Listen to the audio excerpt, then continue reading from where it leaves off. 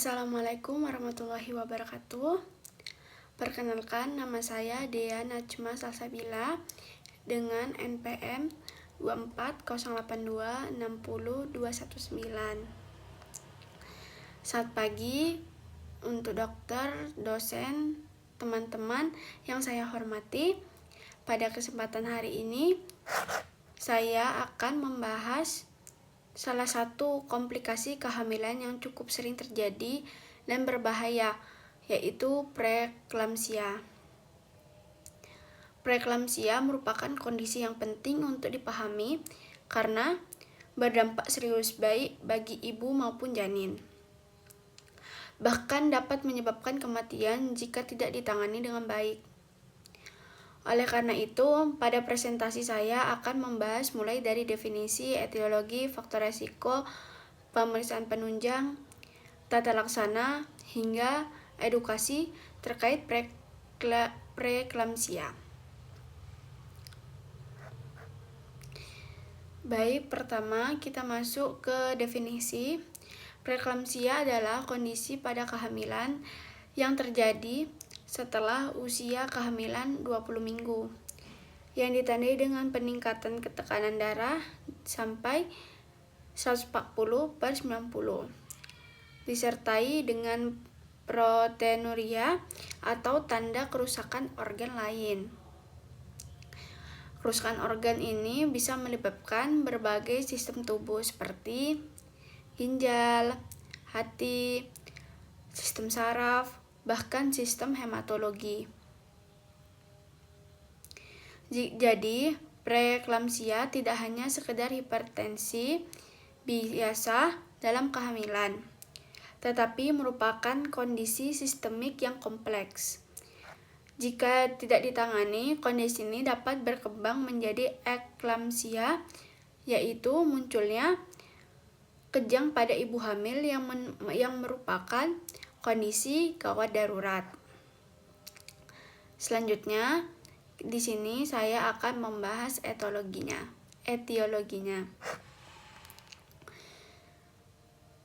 Penyebab pasti preeklamsia sebenarnya belum diketahui secara pasti. Namun, kondisi ini sangat berkaitan dengan gangguan pada plasenta. Secara umum, terjadi kelainan pada pembuluh darah uteroplasenta yang menyebabkan aliran darah ke plasenta menjadi tidak optimal. Akibatnya, terjadi hipoksia atau kekurangan oksigen pada plasenta, memicu pelepasan zat-zat yang merusak endotel dan pembuluh darah. Kerusakan endotel ini menyebabkan vasokonstriksi atau penyempitan pembuluh darah, peningkatan tekanan darah, kebocoran protein melalui ginjal, proteinuria. Jadi inti dari patofisiologi preeklamsia adalah gangguan perfusi plasenta, disfungsi endotel, vasokonstriktif sistemik. Baik, selanjutnya yang ketiga adalah faktor resiko.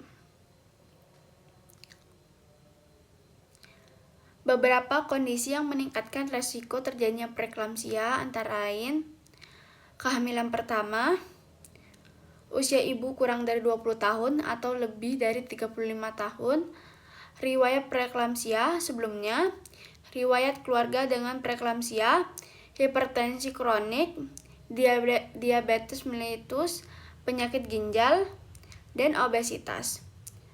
Faktor-faktor ini penting untuk diidentifikasi sejak awal, karena ibu dengan resiko tinggi perlu pemantauan yang lebih ketat selama kehamilan.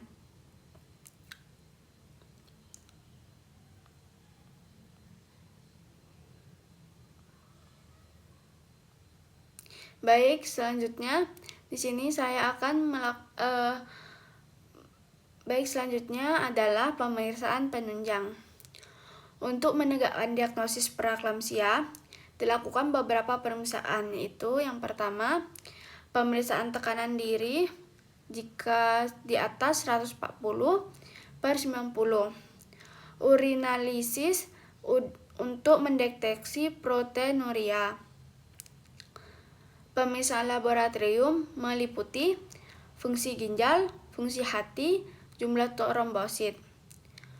Untuk USG kehamilan, untuk memantau kondisi janin, pertumbuhan intrauterin. Pemeriksaan ini bertujuan yang pertama untuk memastikan diagnosis, menilai tingkat keparahan, serta memantau kondisi ibu dan janin. Baik, selanjutnya di sini saya akan menjelaskan tentang tata laksana untuk preeklamsia. Penata laksana preeklamsia tergantung pada tingkat keparahan dan usia kehamilan. Pada kasus ringan, dilakukan pemantauan ketat, kontrol tekanan darah, dan pemeriksaan rutin.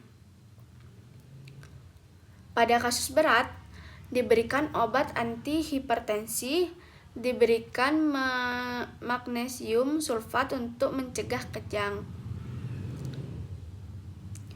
Magnesium sulfat ini sangat penting karena dapat mencegah progresi menjadi eklamsia. Selain itu, satu-satunya terapi definitif dari preeklamsia adalah terminasi kehamilan. Namun, keputusan ini harus mempertimbangkan kondisi ibu, kondisi janin, dan usia kehamilan. Jadi, penanganan preeklamsia ini harus dilakukan secara hati-hati dan individual.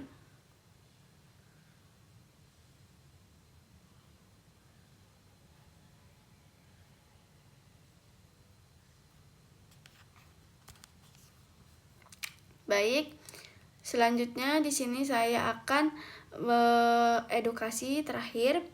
Edukasi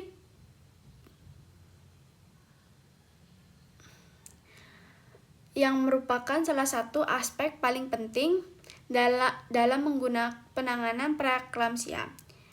Edukasi tidak hanya berfungsi untuk membantu pengobatan, tetapi juga mencegah komplikasi lebih berat melalui deteksi dini. Ada beberapa poin penting dalam edukasi pada ibu hamil dengan resiko yang sudah mengalami preeklamsia. Yang pertama, pentingnya kontrol kehamilan rutin, mengenali tanda bahaya, pola hidup sehat, kepatuhan terhadap pengobatan, pemantauan mandiri di rumah, dan dukungan dari keluarga. Edukasi tentang resiko dan komplikasi, kesiapan persalinan.